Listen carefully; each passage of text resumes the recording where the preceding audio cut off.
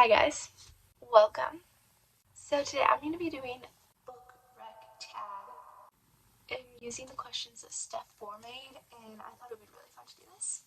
It would help you guys to get more of a taste for what I like in the books I read and what my favorite books are. So let's get into it. So the first question is, a book you tell people is your favorite. And for this one, my all-time favorite book, as of now, I feel like I don't have a favorite book that I'm always like, that is my all-time favorite book. But when I think about it, my favorite book right now is Thieves, which is a sequel. So typically I will tell people my favorite book is Caraval because I love this book so much. After I read this, it became my new favorite book. But because it's a sequel, I will typically tell people to read this, or I'll say read Dance of Thieves and then read About Thieves. I think I just held that up upside down. A book that is your guilty pleasure. Float by Kate Merchant.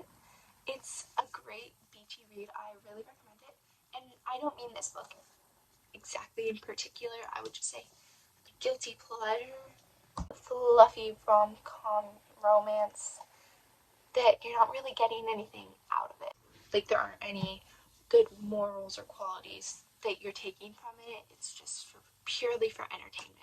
A book everyone loved but you didn't.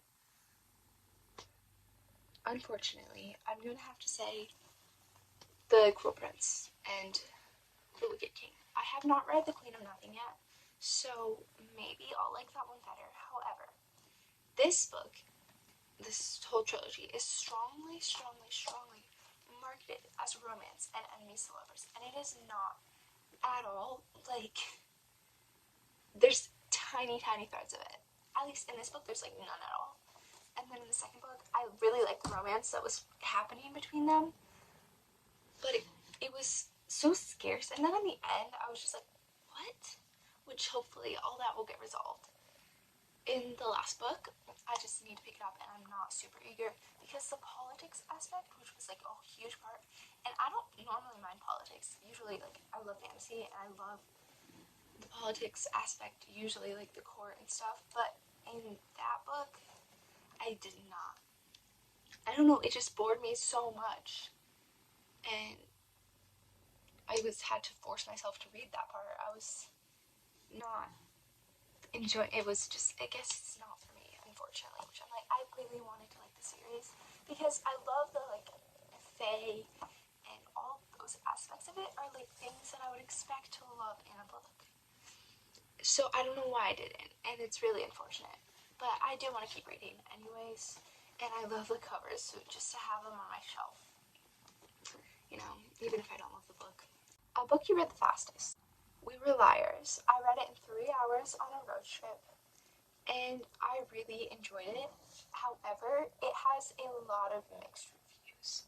So I recommend reading reviews and everything to see if you want to read it. It's a very good book, and I highly recommend it, but a lot of people don't like it. A book that deserves more hype. So I could literally add this trilogy, it's a trilogy, to every single one of these questions. The last question, which was a book you read the fastest, this whole trilogy I read in like 3 weeks, which that does sound like a long time, but this was last year as I was taking my finals and I was ending my school year, so I was really busy, and then I just like, but I kept binging it, and I finished my finals and would read one of the books, and even in the afternoon, we were watching a movie at school, and instead of watching the movie, I was so into these books that I was reading the books. So, that is the Weaver trilogy. The first book is The Story Peddler, The Story Raider, and The Story Hunter by Lindsay A. Franklin. You need to read these. I have never heard a single person talk about them. They're so good. I really want to reread them. I haven't had the chance to yet, but seriously, may put them on my TBR like next month or something to reread them. Like, there's a tiny subplot of romance that's just the perfect amount to keep you going and rooting for it, and you're just like, but this is probably my favorite trilogy of all time. It needs to be read and discovered by the world. a book that is becoming a movie or a TV show. I'm so excited for this. A Good Girl's Guide to Murder. The casting looks amazing. I love this book. It's just amazing. Such a good like YA mystery thriller. If you want something like thriller, but it's not too scary or anything, like I wasn't scared at all. So I highly recommend this. If you want a little YA mystery thriller that's not too heavy or scary and gonna keep you awake at night, it won't do that to you. Well, maybe the last one. I don't know. It depends on your fear tolerance, but I don't think it's very scary. The last one I will warn you is pretty high stakes. And that one is pretty like, whoa. But the first two are pretty chill, I think. Although, obviously, it's a murder mystery, so it does deal with murder. A book you have reread the most. So, I haven't reread books very much just because there's so many books that I want to read that I don't have enough time to reread books that I really love. I read this book twice. So, I didn't really reread it that much, but I reread it 2 years after I first read it because I wanted to continue with the trilogy, which I hadn't done before for some reason. And I enjoyed every minute of it. It felt almost like reading it for the first time, and it was really fun. Like, I would remember things as I reread it, and I'm like, oh, this is when this happens. Like, I don't remember what happens then. And it was really fun rereading it, so I really recommend this book. It's such fantastical and whimsical. Basically, there's this game called Caraval that happens every year, and this girl named Scarlett really has been writing letters to the game master, or I don't know if he's a game master, the guy that's in charge of this game every year, and really wants to go every year. She finally gets invited, and this talks about all of that, and it's really great. So I just realized that I did a horrible job of explaining the book. So I'm going to do a little bit better. Try to at least. So basically, this girl named Scarlett and her sister, Tella, finally get invited to this game that they've been wanting to go to for pretty much their whole life because their grandmother, I forget if it was their grandmother or their mother, told them stories about it, and it's basically this super magical, well-known game every year that you can only go to if you're invited to. And it's on a different island. Their father won't let them leave their island, so they kind of have to escape to get there. And they are accompanied by this man that there's a little bit of a romance going on, and it is just, yeah, so good. Such a fun, whimsical, fantastical adventure. Highly recommend. A book from a genre you don't usually read. I am not a big historical fiction buff. However, my mom is. She wrote a historical fiction book, and she has a whole historical fiction podcast. So she has a lot of historical fiction books. And there's this one author that she has had on her podcast. And I've read a bunch of her books, and I love them all. But her most recent one is called The Weight of Air, and it was so good. I'll just read the blurb. In 1911, Mabel McGuinness is Europe's strongest woman and has performed beside her father in the Manzo Brothers circus her entire life. When he dies unexpectedly, she loses everything she's ever known and sets off in the company of acrobat Jake Cunningham in hope of finding the mother she thought was dead. Isabel Moreau, America's most fated aerialist, has given everything to the circus, but age and injury now threaten her security, and Isabella, stalked by old fears, makes a choice that risks everything. Then her daughter Mabel appears alongside the man who never wanted to see Isabella again, and she is forced to face the truth of where and in what she derives her worth. As Mabel and Isabella's lives become entangled beneath the glittering lights and flying trapeze of Madison Square Garden, their resiliency and resolve are tested as they learn the truth of what it means to be strong.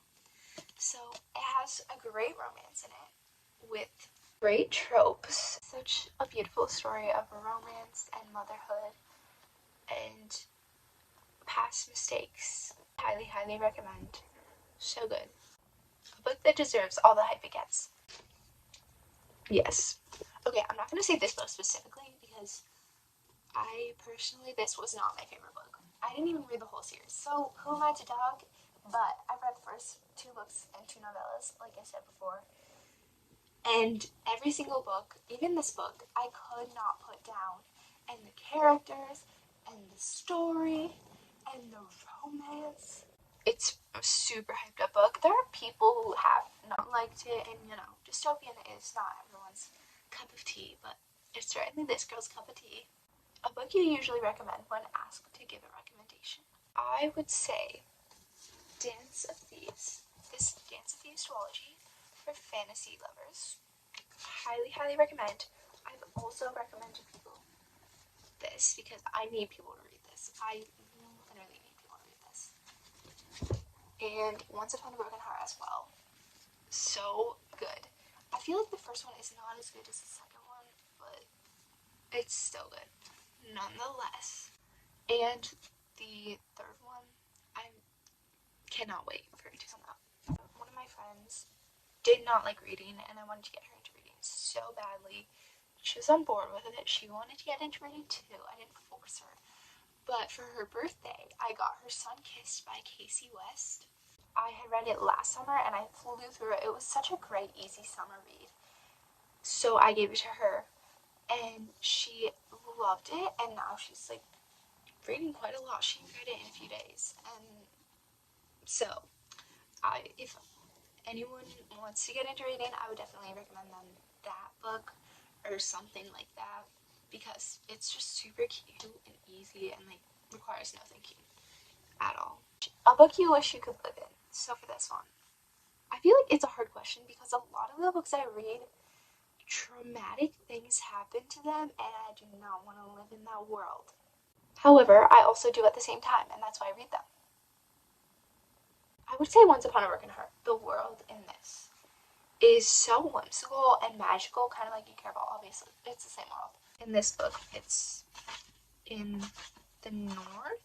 Yeah, the magnificent north. So, yeah, and like just the fact that there are like all these fairy tales, and it's just so magical and whimsical. Throne of Glass, I just love the fantasy aspect.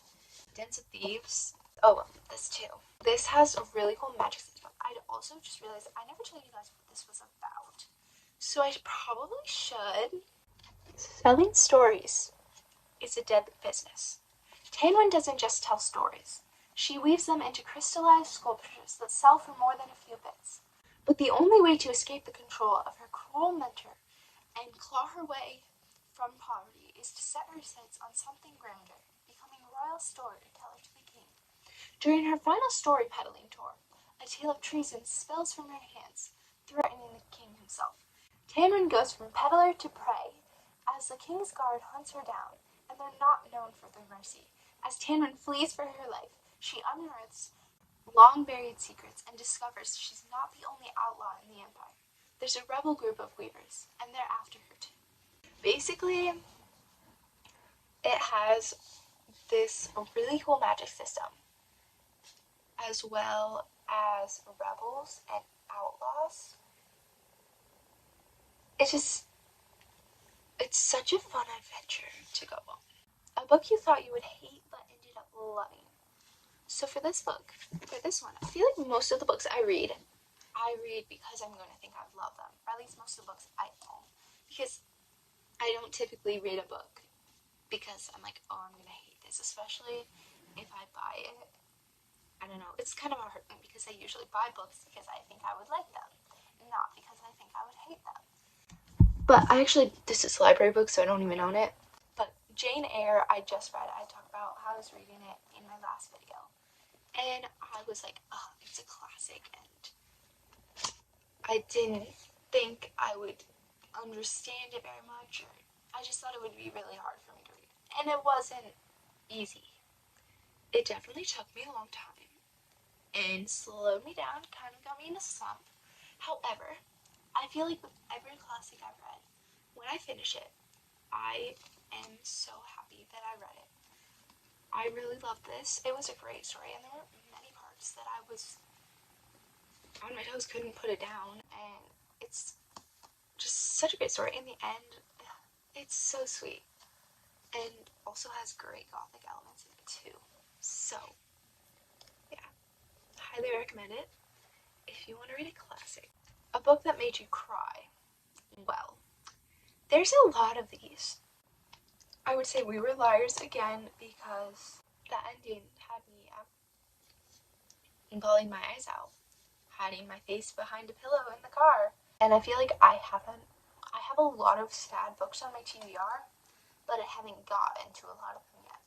When a book makes me cry, I love that book so much more. A book you wish you could read for the first time. I would say Divergent, which is right here. Divergent, I loved so much. Although I feel like once I read the last book, it kind of ruined it for me. The last book was just kind of eh. But then I would also say Once Upon a Broken Heart, the first book, not so much, but the second book, oh my gosh. I read it in like 2 days and sat on my couch at my grandparents' house because I was at their house for the day, and I was reading it on my Kindle, and I just binged the whole thing. Not the whole thing, but like more than half of it. I just binged it, and then I finished it, and I was like, what is going on? But it's not over yet because I still a third book, and I'm terrified to see what happens, but also so excited. And then I've already mentioned these books so many times, but I would say the Weaver trilogy again because reading these books for the first time was so much fun. Like, yeah, probably the most fun I'd ever had from reading books. Yeah, I'm gonna end this video now. I hope you guys enjoyed, and don't forget to leave down any book facts. Let me know if you guys have read any of these books and what you guys thought of them. Let me know what you're reading now. Let me know anything. Just talk to me, I'd love to have a conversation with you. And as always, my socials and Amazon book wish list are linked down below, and feel free to give this video a like and subscribe if you enjoyed it. And I will see you guys next time. I hope you have a great, wonderful evening, day, night, whenever you're watching this video. And I'll see you guys next time. Bye!